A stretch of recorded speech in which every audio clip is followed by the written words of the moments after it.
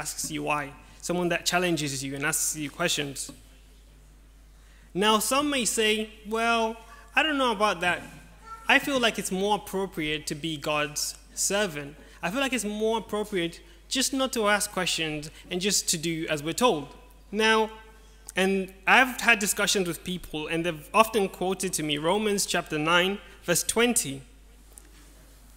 Now, you can write this down to read later on, but I'll read it for you. It says, but who are you, O man, to talk back to God? Shall what is formed say to him who formed it, why have you made me this way? Doesn't the potter have the right to make from the same lump of clay one vessel for special occasion and another for common use? And they'll say, aha, you see, right there in that verse, God is sovereign. God is all-ruling. God is all-powerful, and you shouldn't ask questions, and that's the end of it. God says it, you believe it, and that settles it. But this is a poor reading of the book of Romans. In fact, I always say you should always read everything in context. If you read the whole chapter, you'll see the context in which Paul was speaking here. What Paul was saying here was that you guys, the Jews, you had the privilege of being God's chosen people. You were given the word, you were given the prophets and the messages. But not all your children accepted the word from Abraham and Isaac and Jacob. Now this gift of salvation has been extended to everyone, even the Gentiles. Anyone can be saved. Everyone has been given the promise. But the Jews were such a proud people, and they said, no, but the promise is ours. We want it. It belongs to us, no one else. And that's when Paul responds and says, well, how can you tell God how to run his universe?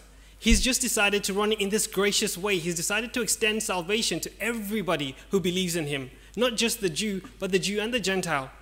This is how he chooses to run his universe. And how dare you say this is unfair? God can run the universe anyhow he pleases to. He is God after all. And I agree 100%. He is God.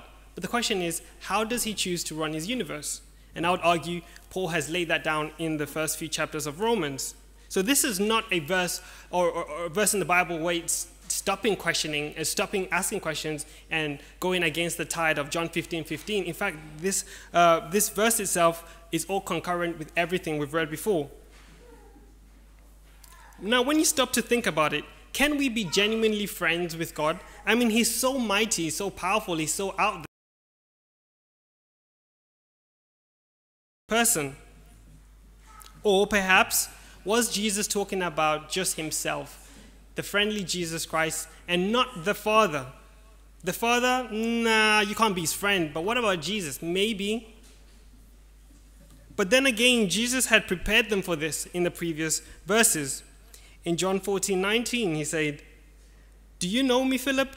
Even after I have been among you such a long time, anyone who has seen me has seen the Father. How can you say, show us the Father?